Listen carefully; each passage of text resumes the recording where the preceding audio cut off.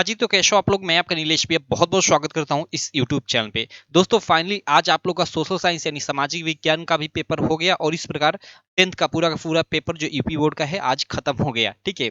तो आज इस वीडियो में जो ये आप लोग का सोशल साइंस का पेपर है, देखो ये जिसका कोड है 825 एफडी। जी हाँ, मैं दोस्तों ये 2023 का आप लोग का पेपर कोड है सामाजिक विज्ञान का 825 एफडी। इसका हम लोग पूरा का पूरा सॉल्यूशन करेंगे और इसी कोड का ही नहीं, हम लोग सामाजिक विज्ञान के सारे कोडों का पेपर सॉल्व करेंगे क्योंकि अब तो आपका एग्जाम नहीं है तो मुझे भी प्रेशर नहीं है दूसरे सब्जेक्ट की वीडियो बनाने की, ठीक है? तो चलो हम लोग इसको सॉल्व करते हैं। और बाकी कहूंगा अगर चैनल को अभी तक आप सब्सक्राइब नहीं किए हो तो सब्सक्राइब करने की कोई जरूरत नहीं है। बस आप अपने जितने भी आपके 9th के जो भाई है, छोटे भाई वो 10th में जा रहे हैं, अब उनको आप चैनल को रिकमेंड कर दो क्योंकि मैं जल्द ही उनके लिए क्लासेज स्टार्ट करने वाला हूँ चैप्टर वाइज, ठीक है? और साथ ही अगर आप पेपर भेजना चाहते हैं तो आपको स्क्रीन पे मेरा नंबर दिख रहा होगा, उस पे आप लोग व्हाट्सअप अच्छे से मतलब व्हाट्सअप कर देना।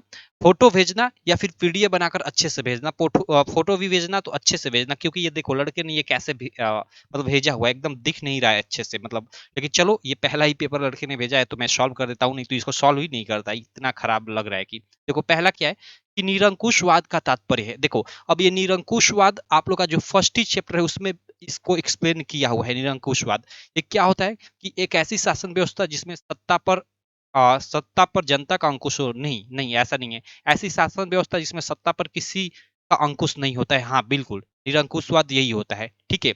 ये बी वाला इसका ऑप्शन सही हो जाएगा। सेकंड क्वेश्चन है, ये भी आप लोग का फर्स्ट ही चैप्टर से क्वेश्चन है। उदारवाद से तात्पर्य पूछा है। उदारवाद क्या होता है? निजी संपत्ति का अभाव या फिर राज्य द्वारा अधिक गतिविधियों पर पाबंदी या व्यक्ति को स्वतंत्रता तथा कानून के समक्ष समानता। हाँ, ये सी वाला ऑप्शन सही है। ये उदारवाद का यही मतलब है। आप पहले चैप्टर में पढ़ेंगे ना तो ये उदारवाद का मतलब एकदम ये लिखा हुआ है, एक्सप्लेन किया हुआ है इसी बात को। चलो अगला हम लोग प्रश्न देख लेते हैं। अगला थर्ड नंबर प्रश्न आप स्क्रीन पे देख सकते हो कि जलियांवाला बाग कांड में गोलियां किसने चलवाई?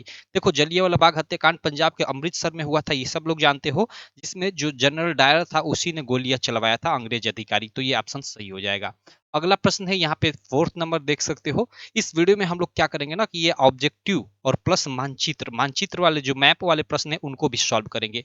तो चलो वो भी आपका क्लियर हो जाएगा। यहाँ पे देखो ये 4 के बाद 5 नंबर प्रश्न है कि चौरी चौरा कांड कब हुआ था? ओके, चौरी चौरा कांड ये गोरखपुर में हुआ था, ठीक है? गोरखपुर के पास ही चौरी चौरा नामक जगह है, उसी वहीं पे हुआ था 1922 में।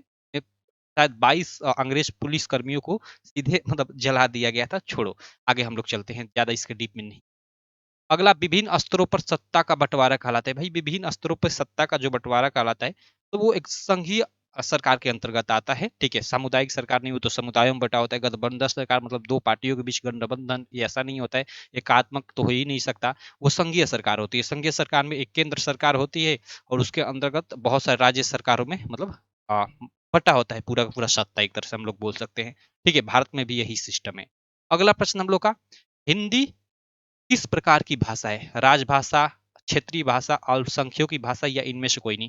देखो हिंदी किस प्रकार की भाषा है तो राजभाषा एक तरह से कहीं घोषित नहीं है, लेकिन एज ए इससे राजभाषा की तरह ही ट्रीट किया जाता है।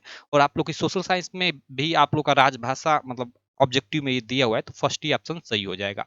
चलो अगला हम लोग देख लेते हैं। इसके बाद 8वां प्रश्न की संविधान के माध्यम से महिलाओं का प्रतिनिधित्व सुनिश्चित किया गया है। संविधान के माध्यम से महिलाओं का प्रतिनिधित्व सुनिश्चित किया गया स्थानीय निकायों में या लोकसभा में या राज्यसभा में या प्रांतीय विधायक। देखो ये क्वेश्चन तो मुझे क्लियर नहीं हो रहा है, लेकिन इसका शायद यही फर्स्ट ऑप्शन सही होगा, स्थानीय निकायों में। क्योंकि आप लोगों ने देखा होगा ये मतलब स्थानीय जो चुनाव होते हैं उसमें आपने सुना होगा कि इस बार प्रधानी की महिला सीट आई है। तो ये मुझे लगता है ये फर्स्ट ऑप्शन सही होना चाहिए, बाकी इस पे मैं श्योर नहीं हूँ, ठीक है?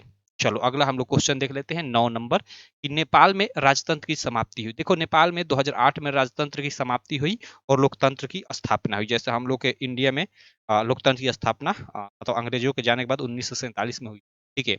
इसी प्रकार नेपाल में 2008 में हुई। चलो अगला हम लोग देख लेते हैं 9 के बाद 10 नंबर प्रश्न कि भारत में केंद्र शासित प्रदेशों की संख्या कितनी है? देखो अभी तो भारत में जो मतलब रिसेंटली अभी बात करें वर्तमान में तो 8 है। अभी पहले 7 थी, अभी शायद लद्दाख को भी बना दिया गया है केंद्र शासित प्रदेश, ठीक है? तो अभी तो 8 है शायद वर्तमान में। चलो अगला हम लोग 11 नंबर प्रश्न देख लेते हैं। देखो हरा सोना, भाई क्वेश्चन कराया हुआ है अभी, कल ही शाम को ही मैं कराया था शायद ये क्वेश्चन कि हरा सोना किसे कहा जाता है? तो भाई जो वन है या पेड़ पौधे उनको हरा सोना कहा जाता है। तो यहाँ कहा है कि प्राकृतिक वनस्पति या घास के मैदान या हरे पेड़ या सघन झाड़ी। देखो ये घास के मैदान को भी हम लोग एक तरह से कह सकते हैं हरा सोना, हरे पेड़ पौधों को भी को बोल सकते हैं, लेकिन इन सबको अपने आप में इंक्लूड कर लेगा ये प्राकृतिक वनस्पति। ये आपका बिल्कुल राइट ऑप्शन हो जाएगा।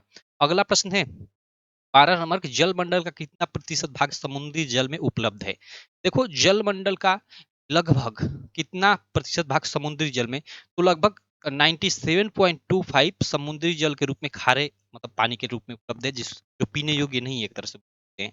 ठीक है, और बाकी जितना बचता है वो पीने योग्य है। तो यहाँ देखो ये 97.5 लिखा हुआ है, तो नॉर्मली हम 97 भी कह सकते हैं, और बाकी जो 3 है वो पीने योग्य है एक तरह से बोल। चलो अगला है कि रवि की फसल। देखो रवि की फसलों को बोने का समय है। अब रवि की फसल कौन सी है, ये तो क्वेश्चन सब बताया हुआ है भाई। रवि का फसल आप लोग का जैसे ये जाड़े में जो फसलें बोई जाती है, जैसे अभी गेहूं है, तो ये कब बोया जाता है भाई? अक्टूबर दिसंबर में या मार्च अप्रैल में या जून जुलाई या अगस्त सितंबर। तो देखो जो ये क्वेश्चन नंबर 13 है ना, उसके लिए आप लोग का ये मतलब क्वेश्चन नंबर 13 के लिए अक्टूबर दिसंबर सही ऑप्शन हो जाएगा, क्योंकि देखो लगभग अक्टूबर नवंबर के समय ही ये सब जैसे मतलब गेहूं होता है या चना होता है, ये सब बोए जाते हैं। तो ये आपका रवि की फसल इस महीने में लगभग बोया जाता है। चलो अगला हम लोग देखते हैं। अगला प्रश्न 14 नंबर की कौन सा उद्योग चूना पत्थर को कच्चे माल के रूप में प्रयुक्त करता है? साफ साफ दिख भी नहीं रहा है, थोड़ा गलत पढ़ दूं तो वो भाई सीमेंट होता है, सीधे सीधे सीमेंट आपका ऑप्शन सही हो जाएगा। अगला प्रश्न है 15 नंबर के निम्नलिखित में से कौन सा आधारभूत उद्योग? भाई आधारभूत उद्योग मतलब जिसके माध्यम से और भी बहुत सारे उद्योगों को ज्ञान मिलती है या उसके माध्यम से वो उद्योग चलते हैं, वो हो जाएगा लौह इस्पात उद्योग। देखे होंगे ये हर जगह ये यूज होता है। ठीक है, तो ये आपका एक तरह से आधारभूत उद्योग हो जाएगा। अगला देखते हैं सूचना का अधिकार अधिनियम कब पारित किया गया? कितनी बार ये क्वेश्चन करा चुका है भाई? अक्टूबर 2005। और अगर एक एग्जैक्टली देखे डेट तो शायद 12 अक्टूबर 2005 को सूचना का अधिकार अधिनियम पारित किया गया था। ठीक है, आगे हम लोग देखते हैं। अगला हम लोग का प्रश्न है 16 के बाद 17 नंबर की भारत में आर्थिक उदारीकरण की शुरुआत कब हुई थी? भारत में आर्थिक उदारीकरण की शुरुआत वर्ष 1991 में हुई थी। ए वाला ऑप्शन आपका सही हो जाएगा। उसके बाद 18 नंबर क्वेश्चन है। ठीक है, देखो इस क्वेश्चन में भी लग रहा है मुझे डाउट आएगा। विकास का महत्वपूर्ण घटक है। देखो विकास का महत्वपूर्ण घटक है आय या फिर औसत आय या राष्ट्रीय विकास या उच्च विकास। तो विकास का महत्वपूर्ण घटक यार हम लोग राष्ट्रीय विकास या राष्ट्रीय आय बोल सकते हैं। ये वाला सही होना चाहिए, बाकी इसमें मैं श्योर नहीं हूँ। आप लोग को इसको भी देखकर कमेंट बॉक्स में मैं बता दूंगा। चलो अगला हम लोग का 19 नंबर प्रश्न है। आप लोग देख सकते हो कि जब एक देश में एक स्थान से दूसरे स्थान पर व्यापार किया जाता है तो उसे कहते हैं भाई, अगर अपने ही देश में अपने सीमा के अंतर्गत व्यापार किया जाता है तो उसको आंतरिक व्यापार कहा जाता है। सीमा के बाहर हम लोग चले जाते हैं दूसरे, तो हम लोग अंतर्राष्ट्रीय व्यापार बोलते हैं। ठीक है, चलो अगला हम लोग देखते हैं। अगला हम लोग यहाँ पे 20 नंबर क्वेश्चन देख लेते हैं कि शिशु मृत्यु अनुपात निकाला जाता है। ओके, शिशु मृत्यु अनुपात दर, इसका मतलब पूरा क्वेश्चन होना चाहिए कि शिशु अनुपात दर निकाला जाता है 1000 जीवित बच्चों पर या 800 जीवित बच्चों पर या 500 जीवित बच्चों पर या 100 जीवित बच्चों पर।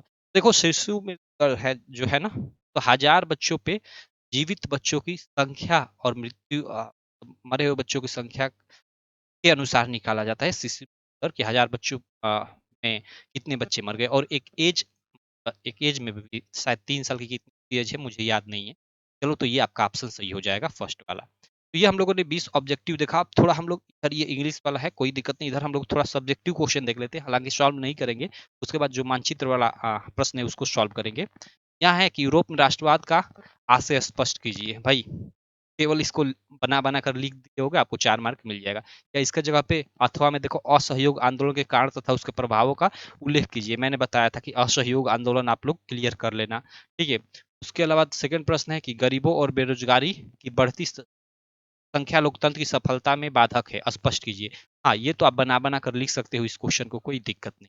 और अथवा में देखो, यहाँ पे अथवा में क्या है, अथवा में है कि लोकतंत्र एक उत्तरदायी एवं वैध शासन व्यवस्था है, स्पष्ट करे, ये है। उसके अलावा तीसरा प्रश्न क्या, ओके, विदेशी व्यापार से संबंधित प्रश्न आया हुआ है और अथवा में कर यदि किसानों को सिंचाई और, यार ये अच्छे से दिख नहीं रहा है, चलो कोई दिक्कत नहीं। मतलब ये लगभग देखो वनों से हानि, सॉरी वनों से क्या आशय है, वनों की हानि से होने वाली किन्हीं 3 प्रभावों का उल्लेख कीजिए। पेपर ठीक आया था यार, भूमि संसाधन से देखो यहाँ प्रश्न आया है, ठीक है। पेपर मस्त आया है, कोई दिक्कत नहीं। मैं देख रहा हूँ ये सब्जेक्टिव प्रश्न भी मस्त आया है। ये देखो प्रथम विश्व युद्ध से संबंधित प्रश्न आया हुआ है, ठीक है। ब्रेटन वुड्स समझौते से रिलेटेड प्रश्न आया हुआ है आप लोग का, ये 6-6 मार्क में। संघवाद वाला मैं प्रश्न आपको करवाया था और बोला था कि निश्चित है ये आएगा ही आएगा 6 मार्क में, ठीक है। और उसके अलावा ये नारीवाद ठीक है, अथवा वाला है। और ये 6 नंबर प्रश्न आप लोग का बहुराष्ट्रीय कंपनियों से संबंधित ठीक प्रश्न, उपभोक्ता के किन्हीं 3 अधिकारों का वर्णन। मस्त प्रश्न ये पेपर है, कोई दिक्कत नहीं। आप लोग अच्छे से पढ़े होंगे ना, और तो कर लिए होंगे पूरा का पूरा। यहाँ पे नीचे आप लोग देख सकते हो कि भूमि से रिलेटेड, फिर यहाँ भूमि किस प्रकार एक अत्यधिक महत्वपूर्ण प्राकृतिक संसाधन है, इसके पूर्ण तत्वों का वर्णन कीजिए। भाई बना बना कर आप इस पे आराम से लिख सकते हो, 6 मार्क आपको मिल जाएगा, ठीक है। चलो कोई दिक्कत नहीं। अब हम लोग देख लेते हैं ये मानचित्र संबंधित प्रश्न। मानचित्र संबंधित प्रश्न में वह स्थान जहाँ सूती श्रमिकों का सत्याग्रह हुआ, बताया हुआ प्रश्न है भाई। सूती मिल श्रमिकों का सूती मिल श्रमिकों का सत्याग्रह अहमदाबाद गुजरात में हुआ था। ये तो मैं मैप में भी भरकर दिखाया था। वह स्थान जहाँ किसान सत्याग्रह हुआ, मैप में भरकर अभी कल ही जो मैप भरा था उसमें ही मतलब बताया था, चंपारण, ठीक है। वह स्थान जहाँ चौरी चौरा कांड हुआ, कितनी बार बता चुके हैं चौरी चौरा कांड के बारे में भाई। ये गोरखपुर में हुआ था, गोरखपुर के चौरी चौरा नामक जगह पे। तो उसको आप मैप में दर्शा दिए होंगे, गोरखपुर में, यूपी में दर्शा दिए होंगे। आपका सही हो गया होगा, ठीक है। या वह स्थान जहाँ 1929 में भारतीय राष्ट्रीय कांग्रेस का अधिवेशन तो वो हुआ था भाई लाहौर में, ठीक है। आपको लाहौर में दर्शाना होगा, जैसे ये कश्मीर है ना, तो इधर ये इधर लाहौर आप बाहर अपने मैप से दर्शाए होंगे। चलो और उसके बाद वो स्थान जहाँ जलियांवाला बाग हत्याकांड हुआ, पंजाब में दर्शाए होंगे, पंजाब के अमृतसर में। यहीं पे कहीं आपका पंजाब है तो आप दर्शा दिए होंगे, ठीक। उसके बाद यहाँ पे देखो ये इतिहास से था, ये भूगोल वाले पार्ट से आपका ये मानचित्र यहाँ पे है, ठीक है। ओके, ये तो वही है शायद। नीचे हम लोग आ जाते हैं, यहाँ पे देखो। यहाँ पे क्या है कि पश्चिम बंगाल एक समुद्री पतन, ओके। पश्चिम बंगाल का एक समुद्री पतन यानी बंदरगाह चीन द्वारा नाम सही। तो पश्चिम बंगाल का कोई भी, जैसे कोलकाता बंदरगाह, कोई भी बंदरगाह आप मतलब पश्चिम बंगाल वाले राज्य में बाउंड्री में आप लोग दर्शा दिए होंगे, आपको मार्क मिल जाएगा।